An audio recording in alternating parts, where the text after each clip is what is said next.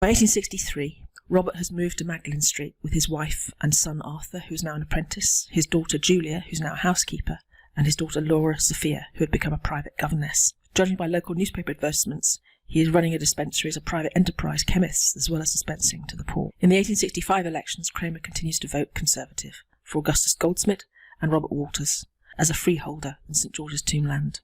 In 1871, his 37-year-old nephew Charles Primrose, son of Robert's late sister Harriet, who died in 1866, is living with him and is described as an imbecile. Charles Primrose died 3 years later in 1874. In 1881, Robert Cremer finally retires at the age of 82. He is still living at Magdalen Street with his wife and 2 daughters, Julia and Laura. In December of 1881, he is knocked down by a horse and cart in Magdalen Street, having stepped out into the road, thinking only one cart was passing, when in fact a second was behind the first, at the rate of a good 10 miles an hour, according to local newspaper reports. The driver was charged with furious driving. Earlier that year, according to the Norfolk Chronicle, a letter was received from the Norwich Ratepayers Association enclosing a copy of a resolution passed to their application of Mr Cremer, late District Medical Officer, for a superannuation allowance, praying that the board did not accede to the application on the ground that citizens were already heavily rated. The Norfolk Chronicle account of the discussion is as follows. Mr Daines says, with reference to the letter of the Ratepayers Association, he believed associations of this kind did a very great deal of good, but at the same time he must claim for the Board of Guardians and the Council, composed as it was of men appointed by the citizens, an equal knowledge of the needs of the city, and he said this after a very large experience of the work of the Guardians. Mr Cremer entered the employment of this board as far back as 1830 as its apothecary. The medical men were appointed at £25 a year each, and the dispensary was carried on by Mr Cremer, who received a salary of £100 a year, his time being entirely taken up in the service of the Guardians.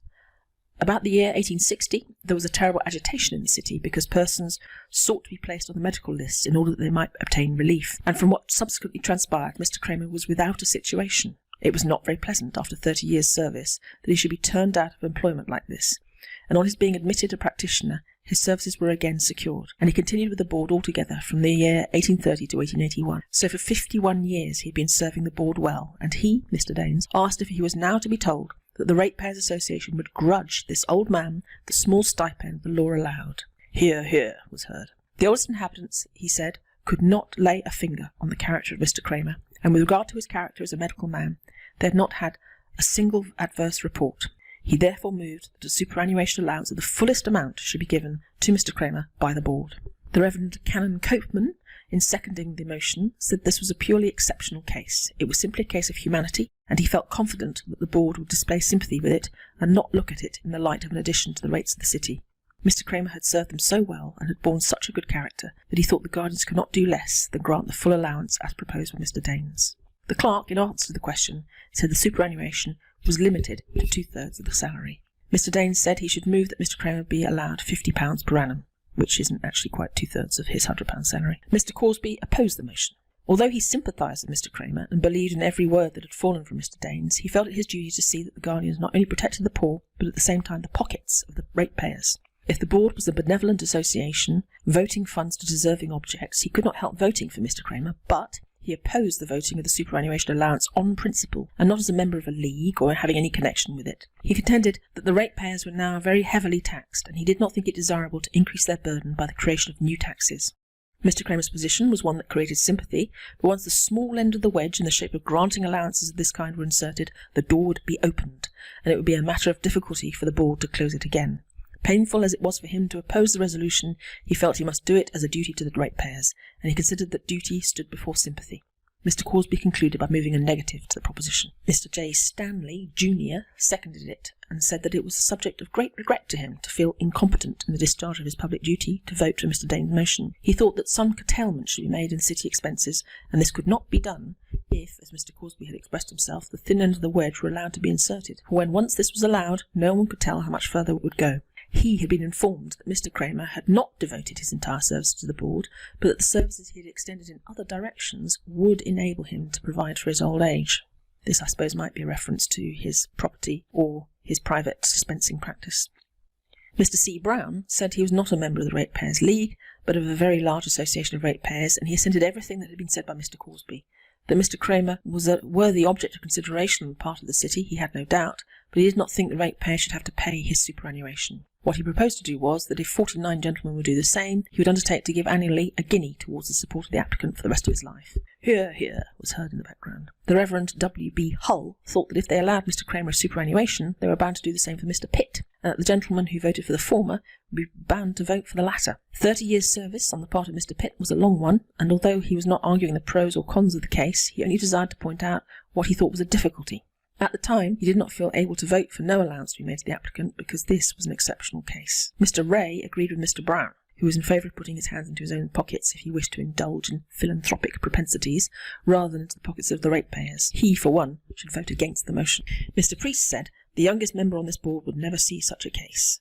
The circumstances were so exceptional that he should, without the slightest hesitation, support Mr. Dane's motion. Hear, hear. Mr. Thurkettle concluded, and remarked that he did not think the applicant's life would be long spared, and, moreover, that if the board did not support the motion, it would be doing an ungraceful act. Mr. Corby said he had been consulting with the seconder of his negative proposition, and they had agreed to withdraw it on the condition that the granting of the application entered the minute book not as a precedent, as this was a very exceptional case. The chairman drew the attention of the board to the fact that taxes were made in order that justice might be done to other folks, and they must be paid. He was rather surprised at the discussion which had taken place on the question, and hoped they would have a unanimous issue.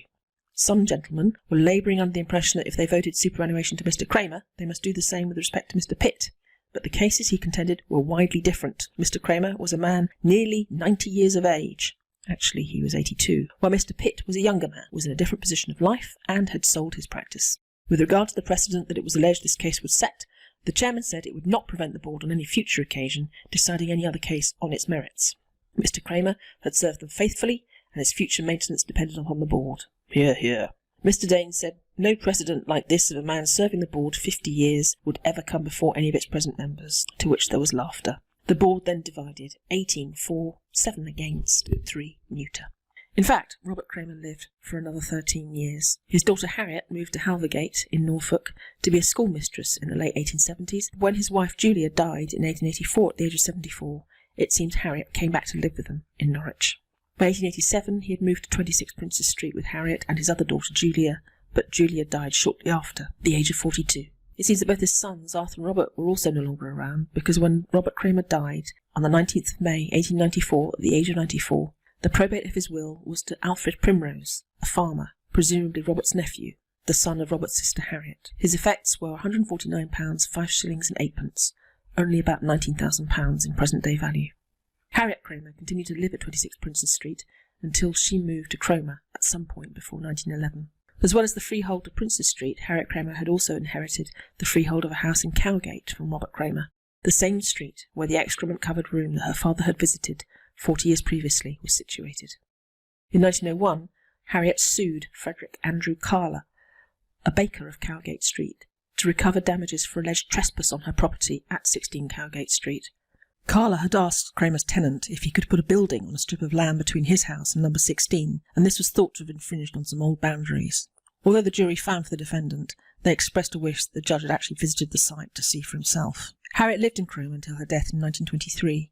She was outlived by her younger sister Laura, who had married George Osmond Beebe, a barrister, at the age of 43 in Madras, India. They didn't have any children either, and Laura returned to the UK after George Beebe's death in 1933 from where they had been living in Kingston, Jamaica. Laura died in 1937 at the age of 83 in Portsmouth, leaving the equivalent of over £600,000 with Coutts, the bankers, as her executors. She was the last of Robert Cremer's line, and in fact this branch of the Cremers dies out with her. Robert Cremer's older brother, who had been a captain in the Royal Artillery, died childless in 1864, and none of Robert's uncles had any children either.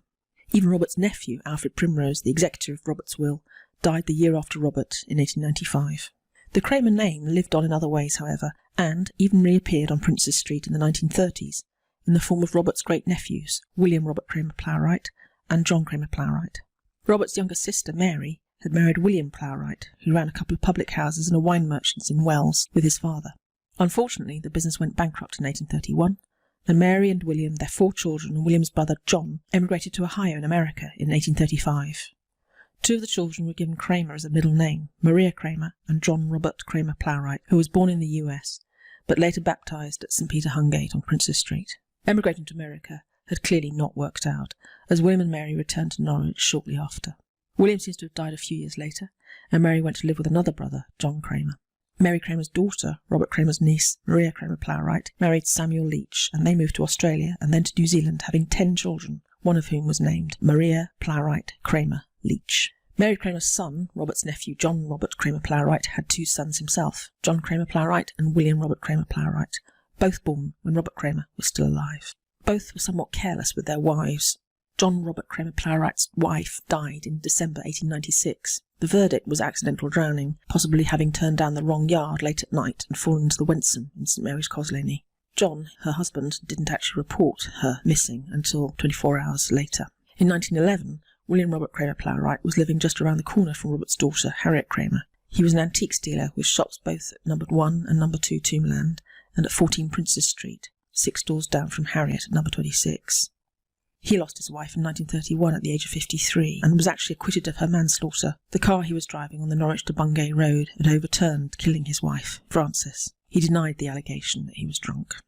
William Robert Cremer Plowright died in 1955, childless, with his brother, Edward Barnard Plowright, as the executor of his will. Edward was also an antiques dealer who had taken over the shop at No. 14 Princes Street, where he was living at his death in 1958. These 2 black and white photos were taken by George Plunkett in 1954 and 1956. You can just see the W. Plowright above the door of No. 1 Tombland. The for sale sign in the middle photo dates from just after William Robert Cremer died. And with that, there were no further Cremers in Elm Hill or Princes Street.